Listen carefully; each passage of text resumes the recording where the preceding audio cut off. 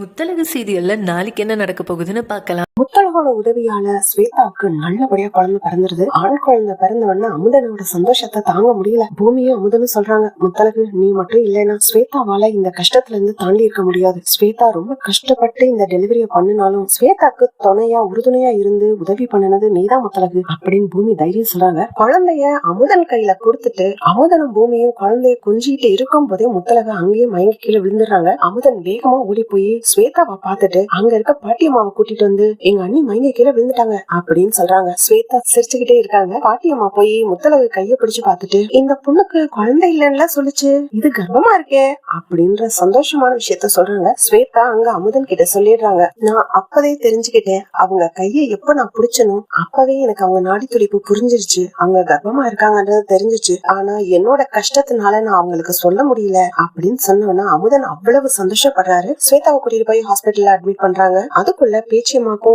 விவரம் தெரிஞ்சு பேச்சியம்மா பாக்குறதுக்கு வந்துடுறாங்க. பேச்சியம்மா ரொம்ப சந்தோஷப்படுறாங்க, ஆண் குழந்தை பிறந்திருக்கு, ரொம்ப சந்தோஷம் ஸ்வேதா அப்படின்னு. ஸ்வேதா சொல்றாங்க, இது மட்டும் இல்ல அத்தை, இன்னொரு நல்ல சந்தோஷமும் இருக்கு, முத்தழகும் கன்சீவ் ஆயிருக்காங்க அப்படிங்கிற செய்தியும் சொல்றாங்க. முத்தழகும் ரொம்ப சந்தோஷத்துல வெக்கப்பட்டு அப்படியே நிக்கிறாங்க. பாத்தியா முத்தழகு, இந்த செய்தி மட்டும் முதவே கிடைச்சிருந்தா எவ்வளவு சந்தோஷம், நம்ம வீட்டுக்குள்ள இவ்வளவு பிரச்சனை வந்திருக்கே வந்திருக்காதுல அப்படின்னு சொல்லும் போது அஞ்சலி சொல்றாங்க, என்ன அத்தை நான் கர்ப்பமா இருக்கேன்னு சொன்னது உங்களுக்கு பிரச்சனை ஆயிடுச்சா அப்படின்னு அஞ்சலி கேக்குறாங்க. பேச்சியம்மா சொல்றாங்க, இல்ல அஞ்சலி நான் அத சொல்லல, பூமி இவ்வளவு கஷ்டப்பட்டிருக்க மாட்டான்ல, முத்தழகும் வீட்டை விட்டு வெளியில போயிருக்க தேவையில்லை, அதத்தான் நான் சொன்னேன். பூமி உடனே கேக்குறாங்க, நீங்க கோயிலுக்கு போனீங்களே என்ன ஆச்சுமா? உடனே ஸ்வர்ணம் சொல்றாங்க, நீ சந்தோஷப்படுற மாதிரியான விஷயம் தாண்டா. பேச்சியம்மா கிட்ட அங்க குறி சொல்ற சாமியார் சொன்னாரு, உனக்கு பேரப்புள்ள பிறக்கிறது உண்மைதாம்மா, ரெட்ட வாரிசு இருக்கு, அதை யாரு தடுத்தாலும் அழிக்கணும்னு நினைச்சாலும் அவங்கள அழிக்க பிறக்க போற குழந்தைமா அது, நீ தைரியமா இரு, உன் பிரச்சனை எல்லாமே அந்த குழந்தை தீத்துரும் அப்படின்னு சொல்லி அனுப்புனாரு பூமி அப்படின்னு சொல்றாங்க.